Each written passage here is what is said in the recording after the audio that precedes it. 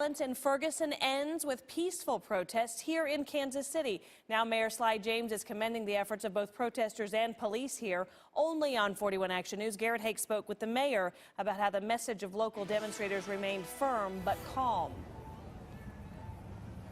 Yeah, Krista, there are still about a half a dozen protesters out here on the plaza. They've been out here every night this week demonstrating in support of Michael Brown and his family in Ferguson, Missouri. But unlike in Ferguson and in some other cities around the country, the demonstrators in Kansas City have remained peaceful. And for that, the mayor says we should all be thankful.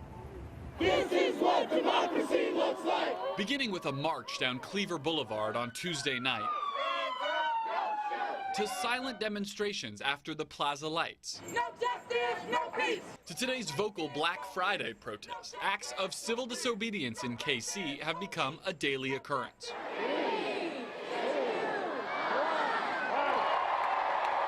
But tonight's tree lighting went off without disruption, the only acknowledgement of the week's events coming from the mayor, who complimented protesters and police from the stage. We asked him to elaborate. The bottom line is that everyone has a right to exercise their constitutional right, and that includes the right to protest and say that you disagree and that you dissent.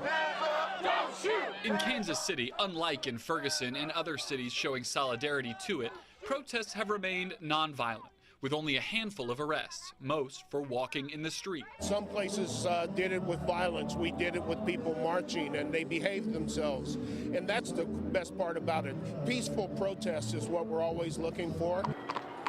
The mayor credited a diligent police effort and protesters willing to coordinate with cops, not just confront them. And that's the way we do things in Kansas City. Very proud of them, very proud.